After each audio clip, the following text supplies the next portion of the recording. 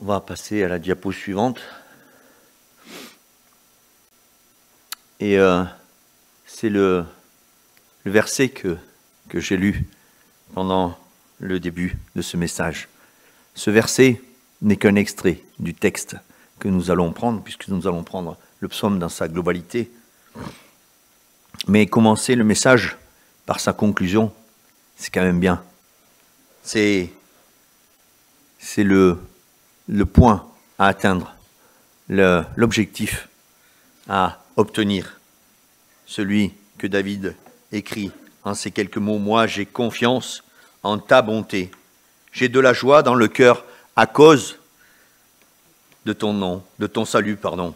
Je veux chanter en l'honneur de l'Éternel, car il m'a fait du bien. Alors, en guise d'introduction à ce message, c'est un dimanche qui est mis à part. Donc, si je suis une trame qui nous est donnée par Porte Ouverte pour que toutes les assemblées qui aujourd'hui marquent ce jour puissent avoir la même trame et qu'on puisse être soumis aux mêmes pensées. Donc, spécialement mis de côté pour nos frères et sœurs persécutés. Et ce thème nous conduit inévitablement à la question difficile de la souffrance. Un chiffre qui m'a fait peur, qui m'a fait froid dans le dos, que j'ai eu besoin de vérifier, mais qui est énoncé par Portes Ouvertes. Aujourd'hui,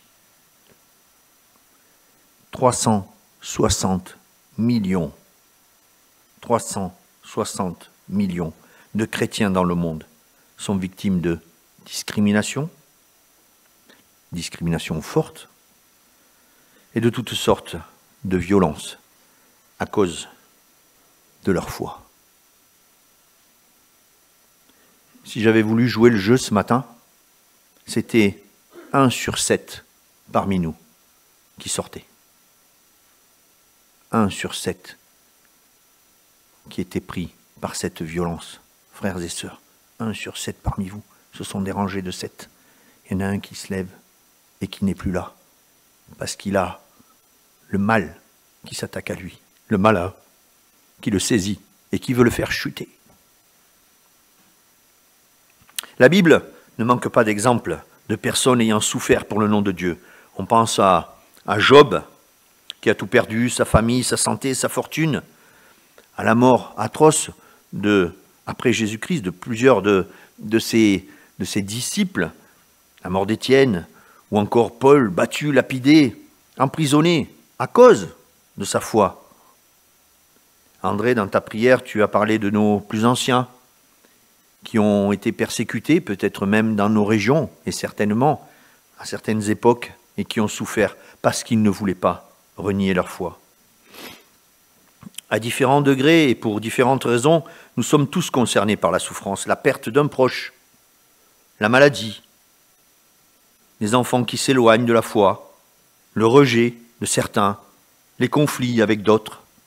Impossible, frères et sœurs. C'est impossible d'éviter cela. La souffrance fait partie de notre quotidien. Et la parole de Dieu nous l'enseigne. La souffrance fait partie de notre quotidien. La raison de la souffrance reste une des grandes questions de la vie humaine. Elle l'a toujours été, elle l'est encore aujourd'hui. Dans le cas des chrétiens persécutés, la souffrance fait partie du prix à payer pour suivre Jésus dans un monde qui le rejette. Mais elle peut, dans d'autres cas, être causée.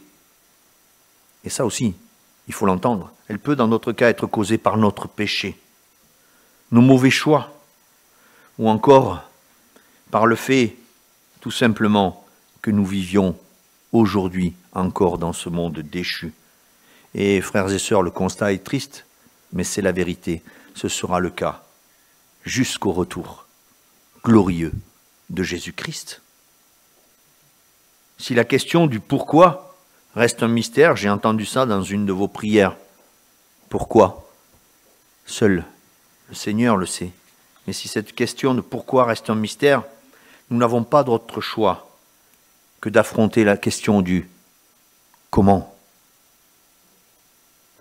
Comment réagir face à cette souffrance? Quelle attitude adopter lorsqu'elle se manifeste? Comment ne pas sombrer dans l'amertume, la déception ou le désespoir? La Bible nous apporte des éléments de réponse. Ici, nous nous laisserons guider par le psaume 13, psaume écrit par David. 6 petits versets. Il nous donne des clés utiles pour exprimer notre souffrance, ne pas laisser l'amertume s'installer et recevoir la joie et la grâce que notre Seigneur offre. Numéro 4. Donc, ce moment de culte va s'orienter en 3 parties. La première partie, jusqu'à quand, Seigneur, puisque nous allons lire ce psaume et vous reconnaîtrez cette citation, jusqu'à quand, Seigneur, exprimez, frères et sœurs, notre plainte. Ensuite, regarde, Seigneur, et réponds-moi. Nous attendre au secours de Dieu. Et la troisième partie, moi, dit le psalmiste, j'ai confiance en ta bonté. Trouvez notre joie en Dieu. Nous allons lire la totalité du psaume maintenant qui va s'afficher. Psaume 13. Jusqu'à quand, Éternel, m'oublieras-tu sans cesse?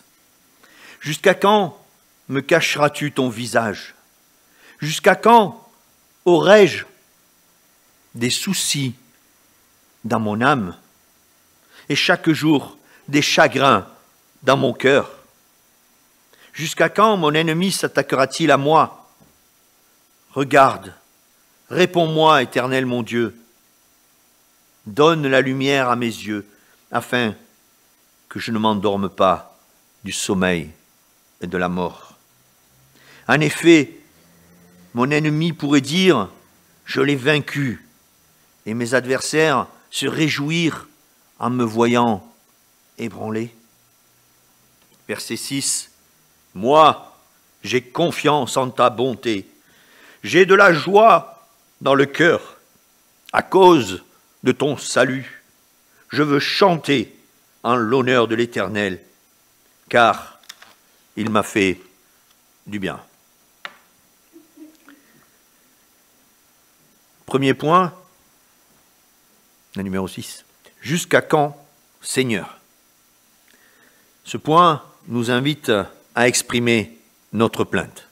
Dans les versets 2 et 3, David épanche son cœur devant Dieu en 4 plaintes assez directes, qui peuvent même nous sembler, enfin moi c'est mon cas, il s'adresse à Dieu sans mettre les formes.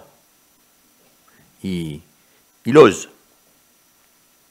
Mais cela ressemble d'assez près à ce que nous ressentons parfois, si nous sommes honnêtes. C'est bien là la force du livre des psaumes. Comme l'écrit un chrétien persécuté, je vous cite, un chrétien persécuté, il n'a pas la même perception de la parole de Dieu et de l'ordre dans lequel nous aimons la lire ou la présenter. Ce chrétien écrit ceci. Le livre des psaumes est l'un des livres les plus lus et les plus appréciés de la Bible. Ça peut nous ressembler, on apprécie ça aussi. Mais pourquoi? Alors que la plupart des textes bibliques nous parlent, les psaumes parlent pour nous. Ils expriment nos sentiments les plus profonds. Frères et sœurs, les psaumes parlent pour nous à Dieu. David, le roi David, dans ce psaume, parle pour nous à Dieu. Et il parle pour moi. Parce que on a tous, à un moment, traversé cette difficulté. Diapo suivante. Ne pas craindre de se plaindre honnêtement devant Dieu. Il semble y avoir une constante dans les réactions de David, de Job et des autres face à leur souffrance. Tous se montrent parfaitement honnêtes envers Dieu. Honnête, oui, mais pour ce qui est le cas de David, par exemple, c'est honnête avec ça sort comme il le ressent dans son cœur. Ils expriment leurs tourments et leurs questions. Ils ne cherchent pas à les minimiser ou à garder pour eux leurs émotions. Au contraire, ils ouvrent leur cœur avec vérité devant le Seigneur. Job déclare au chapitre 7 du livre de Job et au verset 11, « C'est pourquoi je ne me retiendrai pas. Je parlerai dans la détresse de mon esprit. Je me plaindrai dans l'amertume de mon âme. » C'est certainement l'amitié, la relation qui lie ces hommes à Dieu qui leur donne cette audace. C'est parce qu'ils sont proches de l'Éternel qu'ils se sentent libres de s'exprimer ouvertement. Est-ce que nous nous sentons proches de notre Dieu au point d'avoir cette audace et cette liberté de nous adresser à lui dans notre difficulté, dans notre douleur? Numéro 8. Identifier et reconnaître nos sentiments. Ça, c'est peut-être un peu plus difficile parce qu'on a du mal. On a de la difficulté à nous juger nous-mêmes. C'est facile de juger les autres. C'est simple. On a tout de suite trouvé comment ils fonctionnent. Mais nous, on a du mal. Pas à trouver comment on fonctionne. Il suffit de prendre un miroir et d'approfondir un peu ça, mais à accepter comment on fonctionne. Identifier et reconnaître nos sentiments. Avec ces 4, jusqu'à quand David identifie les différents sentiments qu'il éprouve et qui sont douloureux pour lui, tant dans sa situation personnelle que dans sa relation avec Dieu. Il exprime le sentiment d'être abandonné, oublié de Dieu. C'est un sentiment, les amis. Ce n'est pas la réalité. Mais parfois, nous ne percevons pas la réalité immédiatement. Nous avons cette sentiment d'être abandonné, oublié de Dieu, un sentiment d'être rejeté, privé de la faveur de Dieu. Et pour un homme comme David, qui était désigné par Dieu, qui avait poursuivi un cheminement avec Dieu, que Dieu portait dans sa main, quand on a ce sentiment de ne plus être tenu, de ne plus être écouté, de ne plus être entendu, ça doit être difficile. Il exprime ce sentiment qui parfois est le mien, qui certainement est parfois le vôtre. Il exprime le poids des soucis et des chagrins qui remplissent son âme, les soucis et les chagrins. Chers amis, si ces 2 mots-là n'existaient pas, on aurait tellement plus de plaisir à vivre nos journées ici-bas. Il exprime sa crainte d'être maltraité et humilié par les autres, d'être tout simplement persécuté.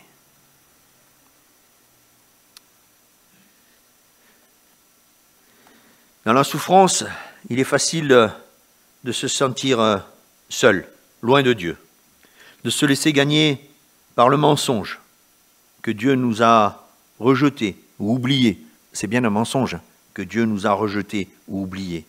Les chrétiens persécutés expriment aussi parfois avec honnêteté ce sentiment, comme nous allons le voir dans une des vidéos, ce jeune Traoré du Burkina Faso. Il dit ceci, « J'ai parfois l'impression que Dieu m'a abandonné. Mais quand je lis la Bible, je me rends compte qu'il est avec moi depuis le début. Je pensais que Dieu ne se souciait plus de moi. Il m'a soutenu durant ma souffrance. »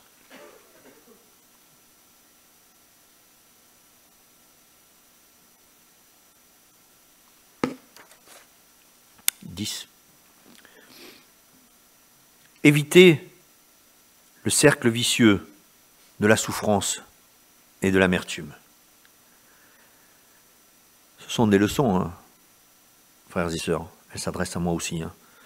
parce que nous sommes égaux dans ce monde face aux difficultés. Si nous gardons ces sentiments enfouis en nous, si nous préférons les ignorer ou les cacher plutôt que de les assumer, ils peuvent facilement enraciner l'amertume dans nos cœurs. Et ces racines d'amertume produisent des fruits de colère, d'insatisfaction, de conflits avec les autres, qui conduisent à davantage et encore davantage de souffrances dans nos vies et dans la vie de ceux qui nous entourent. C'est un cercle vicieux. Je garde ça pour moi. Je le rumine tous les jours et je vais encore plus mal. Mais ce mal se diffuse à ceux qui m'entourent. Évitez le cercle vicieux de la souffrance et de l'amertume. L'auteur de la lettre aux Hébreux nous met en garde par rapport à cela. Au chapitre 12 et au verset 15 des Hébreux, il dit ceci: « Veillez à ce que personne ne se prive de la grâce de Dieu, à ce qu'aucune racine d'amertume produisant des rejetons ne cause du trouble et que beaucoup en soient infectés. » Les conséquences de cette amertume, Job aussi parle de cette nécessité. Au chapitre 7 de Job, au verset 11, « C'est pourquoi je ne me retiendrai pas, je parlerai dans la détresse de mon esprit. Je me plaindrai avec l'amertume de mon âme. Je me plaindrai avec l'amertume de mon âme pour m'en débarrasser, pour la déposer aux pieds de Dieu. Je ne la garderai pas. »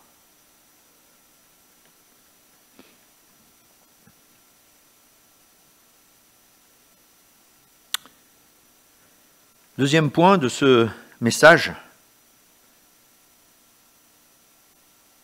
regarde, réponds-moi, nous attendre au secours de Dieu. Dans cette deuxième partie du psaume, David quitte le registre de la plainte pour entrer dans une phase un peu plus active, la demande, l'expression de ses besoins. Et ce qu'il cherche avant tout, c'est la présence de Dieu lui-même. On pourrait dire, cette partie, on sait mieux faire. Demander. Mais attention, que demande David? Il demande avant tout la présence de Dieu lui-même. C'est ce qu'il exprime quand il demande à Dieu de le regarder, de lui répondre. Au verset 4, on peut presque l'entendre crier à l'Éternel pour attirer son regard, obtenir son attention. Tel un enfant crie, hurle ou se manifeste pour attirer l'attention de ses parents. 12. Ne pas chercher à résoudre nos difficultés tout seul. Ne pas chercher à résoudre nos difficultés tout seul. Ce n'est pas un conseil, hein. C'est vraiment une exhortation. Avec cette prière, David reconnaît sa totale dépendance au Seigneur. Il sait qu'il ne peut rien sans l'Éternel. « J'ai besoin de toi », s'exprime-t-il. « Sans ton intervention, je resterai dans la souffrance et à la merci de mes adversaires. » Lorsque l'on se trouve confronté aux difficultés, le danger est de croire que l'on peut ou on doit, parfois, parce que c'est ce que notre société, peut-être notre éducation, nous inculque. On doit s'en sortir tout seul. On t'a formé, on t'a élevé, on t'a éduqué, tu es fort. Être un homme, c'est le faire tout seul maintenant. Aujourd'hui, nous avons à notre disposition une grande quantité de ressources dans notre monde moderne. Des astuces, des conseils, des tutos pour aller mieux. Nous pouvons aussi choisir d'ignorer notre souffrance. Ça peut marcher un temps, hein, d'ignorer notre souffrance. Après, elle nous rattrape. La mettre sous le tapis. Et nous plonger dans le travail, la réussite personnelle, les distractions et loisirs en tout genre. Ce n'est pas ce que nous enseigne ce psaume. Ne pas chercher à résoudre nos difficultés tout seul. Nous allons voir une petite vidéo avec un témoignage. La première partie de cette vidéo est brève et elle fait écho à ce que je vous ai dit tout à l'heure dans la présidence. Regardons nos frères et sœurs se réjouir dans les circonstances qui sont évoquées. Ça se passe de commentaires. Et puis, écoutons le témoignage de Ayuba dans cette vidéo. Ayuba au Nigeria.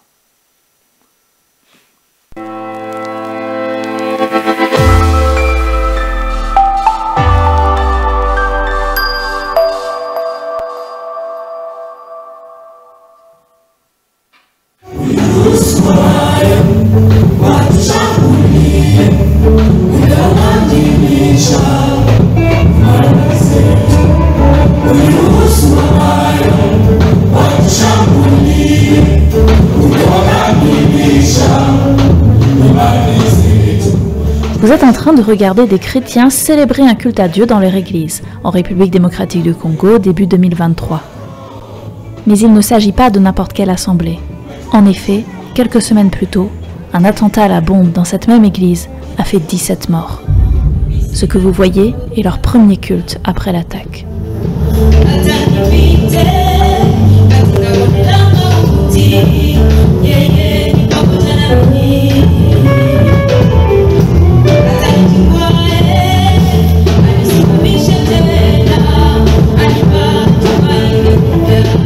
La joie est le choix qu'ils ont fait face à l'horreur. En effet, c'est loin d'être la première attaque de ce type. Dans de nombreuses régions d'Afrique subsaharienne, les chrétiens subissent la violence, les meurtres, les enlèvements, les viols. Tout ça de la part d'extrémistes qui, s'ils ne peuvent empêcher les chrétiens d'adorer Jésus, sont alors résolus à les exterminer.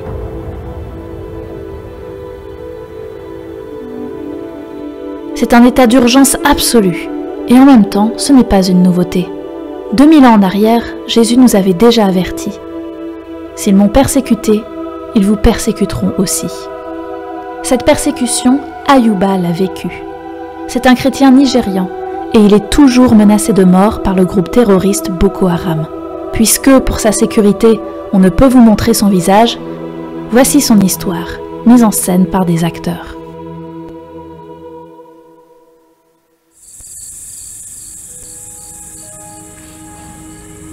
En pleine nuit, nous avons entendu un premier tir. Mon père nous a ordonné de fuir.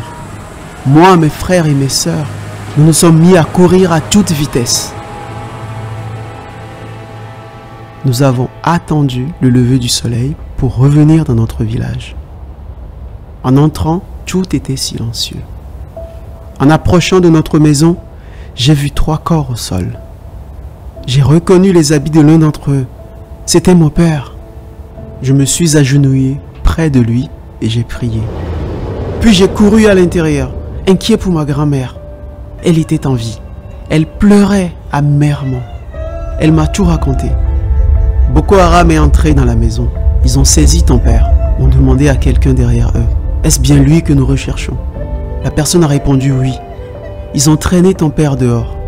Ils lui ont demandé s'il était musulman ou chrétien. Il a répondu chrétien et ils l'ont tué. Quelques semaines après l'attaque, Boko Haram a envoyé une liste dans notre village. Une liste d'autres personnes qu'ils allaient venir abattre. Ma famille et moi avons dû tout abandonner et quitter notre village.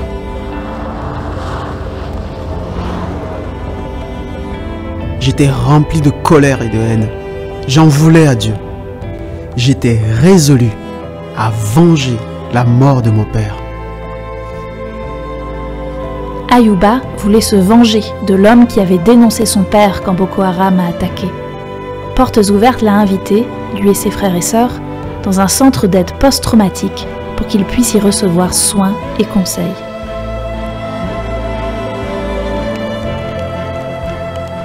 avant ma venue ici, j'avais décidé de ne jamais pardonner. J'étais obsédé par la vengeance. Mais maintenant, j'ai trouvé la paix et l'espoir. J'ai appris à pardonner, à tout laisser au pied de la croix. Et si un jour, je dois être tué comme mon Père, qu'il en soit ainsi. We want to see you like a mighty ocean wind. Lord, we want to dwell under the shadow of your wing. So blow, blow, blow like a mighty wind.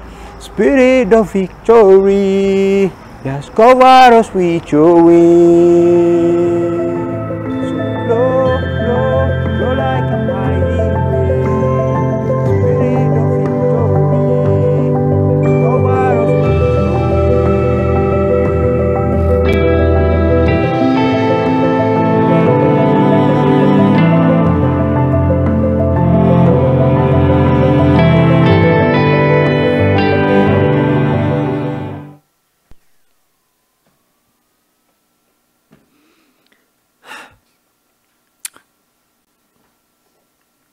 Demander de l'aide à Dieu. Ça doit être une priorité, frères et sœurs. Ça doit être une priorité de chacun d'entre nous. Si sa présence est indispensable au quotidien, elle l'est d'autant plus lorsque la souffrance nous ronge. 15. Et demander aussi l'éclairage de la vérité. Après avoir cherché la présence de Dieu, David lui demande de donner de la lumière à ses yeux. Plusieurs idées sont associées à cette notion de lumière.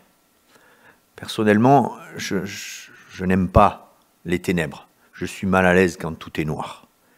J'ai pu vivre dans la forêt guyanaise et passer des longues nuits.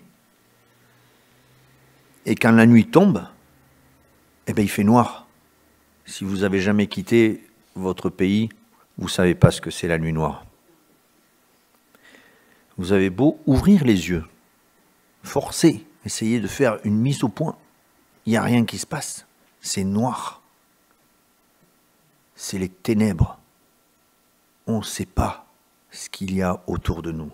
Cette notion m'effraie. Plusieurs idées sont associées à cette notion de lumière. Grâce à la lumière de Dieu, David souhaite voir la situation comme Dieu la voit. Il reconnaît que la perspective humaine est limitée, tandis que la vision de Dieu est toujours pleine et parfaite. C'est valable pour nous aussi. Notre vision, avec ou sans lunettes, est très limitée, avec ou sans lumière. Mais celle de Dieu pour nous est parfaite et illimitée. La lumière est aussi un moyen de discerner la main de Dieu à l'œuvre dans l'obscurité des épreuves que nous traversons. C'est sûr que si nous restons dans le noir qui nous aveugle, le noir d'être enfermés sur nous-mêmes, nous n'aurons pas cette joie de voir l'intervention de Dieu à nos côtés. Plus poétiquement, les yeux sont considérés comme le reflet de l'âme. Obtenir la lumière dans les yeux du chrétien projette l'image d'une âme lumineuse, riche et joyeuse. Ça me fait sourire parce que j'ai du mal à regarder les gens dans les yeux et de voir s'il y a des petites loupiottes au fond, s'il y a une bougie à moitié éteinte ou s'il y a un gros flash, parce que c'est pas comme ça, mais dans le regard en général. Et ne soyez pas surpris si quand je vous salue, je vous le dis, parce que oui, je suis touché quand le visage d'un frère ou d'une sœur me renvoie cette image de joie, cette image d'une âme joyeuse en l'intérieur de cette personne. Dans la lettre aux Éphésiens, Paul reprend précisément cette idée. « Je prie que le Dieu de notre Seigneur Jésus-Christ, le Père de gloire, vous donne un esprit de sagesse et de révélation, qui vous donne et qui vous le fasse connaître. Je prie qu'il illumine les yeux de votre cœur pour que vous sachiez quelle est l'espérance qui s'attache à son appel, quelle est la richesse de son glorieux héritage au milieu des saints, et quelle est l'infinie grandeur de sa puissance qui se manifeste avec efficacité par le pouvoir de sa force envers nous qui y croyons. » Éphésiens chapitre 1, versets 17 à 19. En d'autres termes, nous sommes encouragés à demander la lumière de Dieu pour avoir sa perspective sur notre situation, ne pas perdre de vue sa souveraineté sur nos vies, même quand nous avançons au milieu des ténèbres. Gardez l'espérance. Point suivant, numéro 16. Ne pas sombrer dans le sommeil de la mort. David, dans son texte, évoque cela. Cette image du sommeil de la mort est très parlante et surtout effrayante.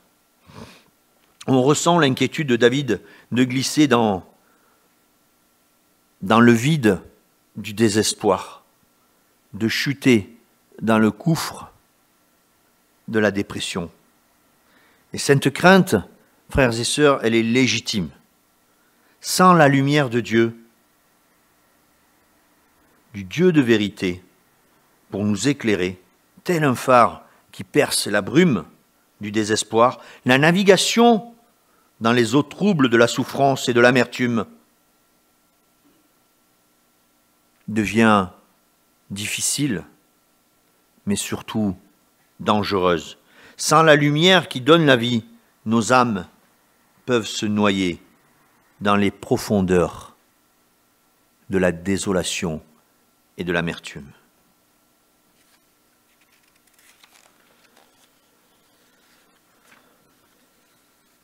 Troisième point de notre prédication, moi, j'ai confiance en ta bonté. Trouver notre joie en Dieu. Tout un programme. Quel contraste soudain entre ce dernier verset et les premières lignes du psaume. Verset 6 et les premières lignes du psaume. Alors, après avoir effectué quelques petites recherches, parce que je n'ai pas suffisamment de connaissances pour l'affirmer moi-même, mais beaucoup de commentateurs s'accordent à dire que ce psaume n'a pas été écrit en 10 ans, en 3 ans ou en 3 mois. Il a été écrit de manière continue. Parce que c'est vrai, si on enlève ce verset 6, on a une phase de déprime. Et le verset 6 vient nous apporter une solution, peut-être quelque temps plus tard.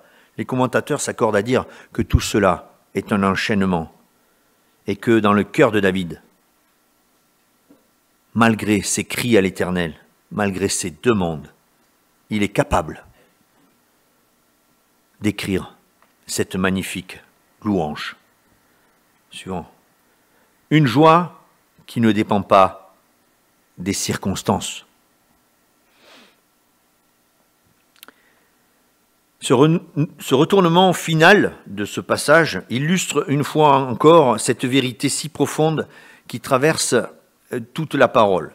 Notre joie et notre paix, attention, c'est important ce que nous allons entendre, notre joie et notre paix ne sont pas conditionnées par nos circonstances, par ce que nous vivons ou par ce que les autres vivent autour de nous. On a bien pris ça en compte. Notre joie et notre paix ne sont pas conditionnés par les éléments environnants. Bien sûr, nous aspirons tous à une vie où les problèmes, même s'ils existent, parviennent à se régler, où la souffrance est limitée. Nous l'avons chanté et nous le chantons souvent, cette souffrance est est une souffrance momentanée dans l'échelle du temps, dans l'échelle de l'éternité, où les circonstances nous sont favorables, on aspire à cela. Il est légitime d'attendre cela de Dieu, comme les enfants espèrent de bonnes choses de la part de leurs parents. C'est aussi ce qu'attendait David. Mais cela ne peut être le fondement de notre foi. Parce que, comme des enfants, nous ne savons souvent pas ce qui est bon ou le meilleur pour nous. Si notre reconnaissance et notre amour sont fondés sur la réponse de Dieu à nos prières, frères et sœurs, alors nous avons quand même un problème.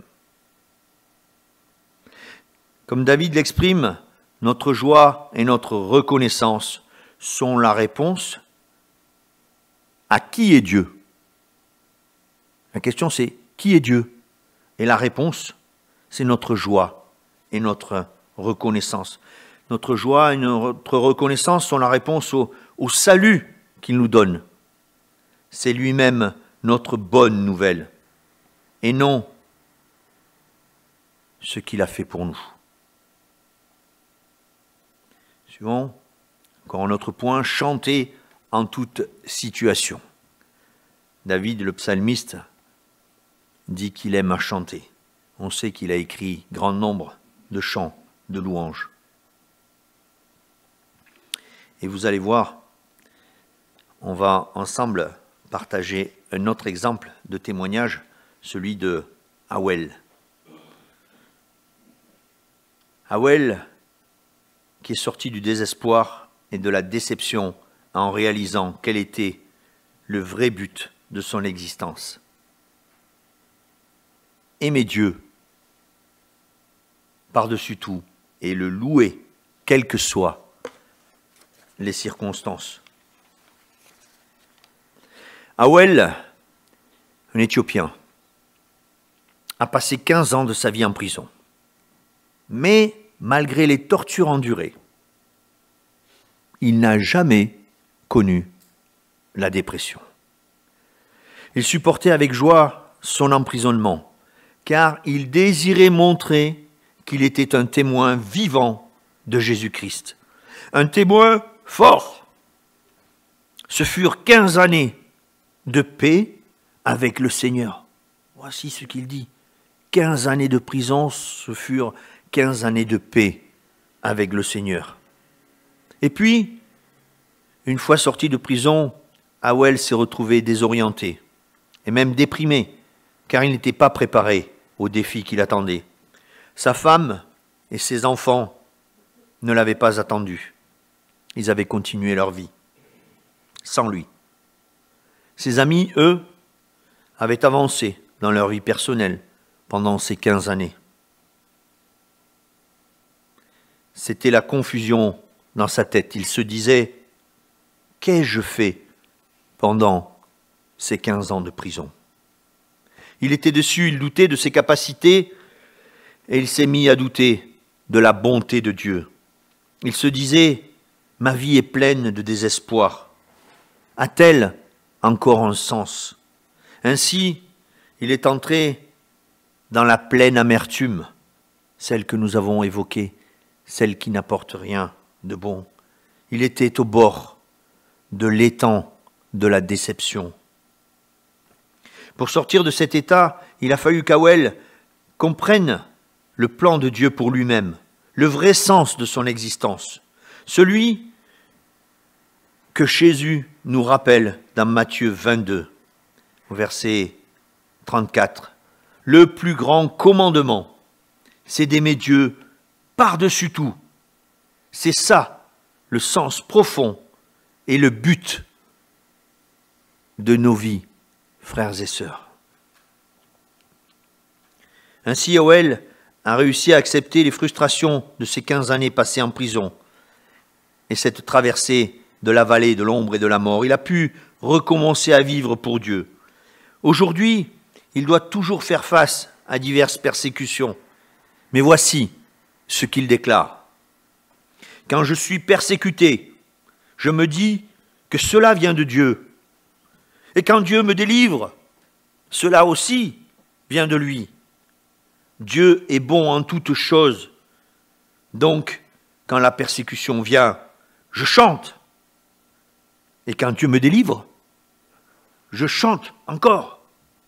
J'ai un chant pour chaque circonstance. C'est un miracle pour moi. J'ai perdu tant de choses. Ma femme, mes enfants, mes biens. Et encore aujourd'hui, tant de persécutions m'entourent. Mais je suis heureux, je me réjouis à cause de Christ. Tout ce que j'ai perdu est de ce monde. Mais ma joie est au ciel, dans ce qui est éternel. La plus belle des guérisons est la guérison de l'âme.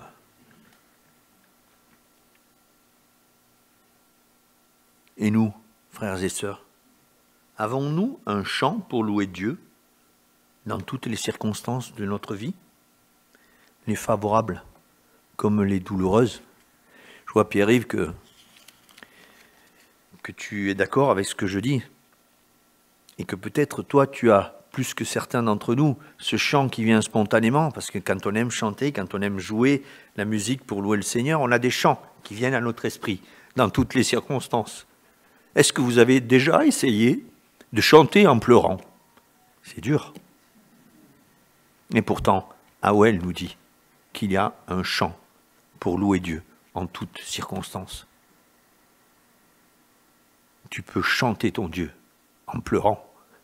Lui, il entend une mélodie qui monte auprès de lui, une mélodie qui le place à la place qu'il mérite. Suivant 21, Nathan. De l'amertume à la joie. Ah, j'aime quand on arrive dans ce virage. De l'amertume à la joie. Jésus est toujours là. Si vous vous posiez la question, je vous donne la réponse. Jésus est toujours là. Après de telles expériences, beaucoup de frères et sœurs persécutés témoignent de l'assurance que Dieu leur a donnée à travers de l'épreuve. Ils deviennent capables de rire. Ils redeviennent capables de rire, de vivre en paix avec Dieu, quelles que soient les nouvelles épreuves qui leur arrivent. Mais cela se passe souvent par un processus de guérison pour quitter le rivage de l'amertume qui peut facilement s'installer en nous suite à la souffrance. Il nous faut alors déposer notre propre situation. Lâcher prise, frères et sœurs, et accepter la réalité de ce que nous éprouvons.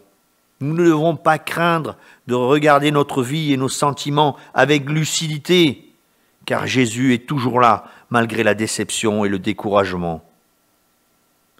Et il nous sort, il nous tire de l'étang du désespoir. Ensuite, pour surmonter nos déceptions, il faut comprendre le vrai sens de nos vies, ce qui compte réellement dans nos vies. Et même si nous avons dû parfois traverser la vallée de l'ombre et de la mort, nous pouvons, comme Howell, chanter le Seigneur. Enfin, pour conclure cette étude de ce psaume 13, qu'est-ce qui compte réellement? Qu'est-ce qui donne de la valeur à nos vies, frères et sœurs? Qu'est-ce qui compte réellement? Qu'est-ce qui nous aide à dépasser la souffrance et à être dans la joie avec un visage éclairé par la lumière de notre âme? Eh bien, c'est notre amour pour Dieu, notre amour pour notre prochain, notre amour pour nos frères et sœurs, ici et partout dans le monde. Alors, encourageons-nous les uns les autres, aimons-nous les uns les autres. C'est dans cet amour que nous grandirons avec Dieu. Ne restons pas dans l'amertume afin de ne pas passer à côté de la grâce de Dieu. Je vous rappelle ce verset que nous avons lu. Veillez à ce que personne ne se prive de la grâce de Dieu, à ce qu'aucune racine d'amertume produisant des rejetons ne cause du trouble et que beaucoup n'en soient infectés. Rappelons-nous que l'épreuve produit du fruit, comme Paul le souligne aux Philippiens. Je désire que vous le sachiez, ce qui m'est arrivé a plutôt contribué au progrès de l'Évangile. Il parle de ses souffrances. En effet, dans tout le prétoire et partout ailleurs, personne n'ignore que c'est pour Jésus-Christ que je suis en prison. Et la plupart des frères et des sœurs encouragés dans le Seigneur par mes chaînes, ils sont encouragés par cela, ont plus d'assurance pour annoncer sans craindre la parole. Retrouvons le chemin de ce qui est important, c'est-à-dire le chemin de la grâce de Dieu, vécu par Jésus-Christ jusque sur la croix, au travers de ses propres souffrances, de sa propre solitude, de son abandon par le Père à la croix. Notre Seigneur Jésus nous comprend. Il est le seul capable de nous relever et de nous offrir une joie profonde, entière, pure et indépendante des circonstances.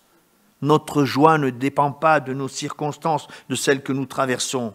Il a payé un prix considérable à la croix pour nous offrir cette joie, déterminée à nous sauver, parce qu'il nous a aimés le premier d'un amour infini et insondable. Une dernière diapo pour conclure. C'est une prière, une partie d'une prière écrite par Mehdi. Vous l'avez là. Je vous la lis. Je ne sais pas comment lui pourrait la lire. Ou tout simplement l'adresser à son Dieu qui est notre Dieu. Il dit ceci. C'est aux humbles que Dieu accorde sa grâce. C'est dans le feu que l'or est purifié. C'est le polissage et la taille qui rendent le diamant brillant. C'est à cause de la haute température que la rouille du pot est brûlée. C'est par la porte étroite que nous entrons dans le royaume des cieux. C'est dans de très grandes épreuves que naissent les hommes et les femmes de Dieu. Seigneur, fais de moi un tel homme ou une telle femme. Amen.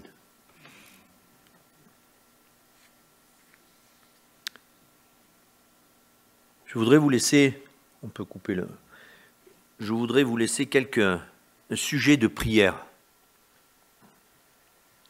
que nous recommande Portes Ouvertes.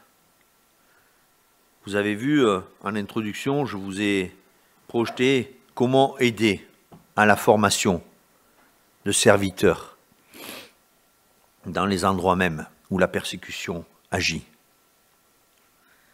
C'est pour cette année un des thèmes principaux de leur campagne. C'est pouvoir former des disciples sur place. Je ne sais pas pour vous, mais moi quand j'entends, que je lis ces témoignages, j'imagine la puissance de persuasion, la puissance que Dieu met dans le cœur de ces personnes pour pouvoir annoncer la bonne nouvelle autour d'eux. Quand on est passé par les difficultés, les tourments, les épreuves qu'ils ont vécues, frères et sœurs, je ne suis pas jaloux parce que j'ai peur, je ne suis pas jaloux parce que la liberté qui m'entoure aujourd'hui me va bien. Et pourtant, je me dis qu'ils ont appris tellement de choses dans leur épreuve, que le Seigneur a été tellement bon avec eux pour les former à diffuser le message de l'Évangile. Et donc, dans vos prières pour l'Église persécutée, particulièrement cette année dans la bande sahélo-saharienne de l'Afrique, on peut penser à ces personnes dont on a lu l'histoire. On peut penser à cette église qu'on a vue renaître de ses cendres, littéralement, après un attentat à la bombe. On peut penser à tout cela, mais on peut penser aussi à l'avenir. Jésus-Christ n'est pas encore là. On l'espère, mais il n'est pas là. Et en attendant, il faut qu'il y ait des témoins qui continuent d'aller chercher des cœurs, d'aller chercher des âmes pour les amener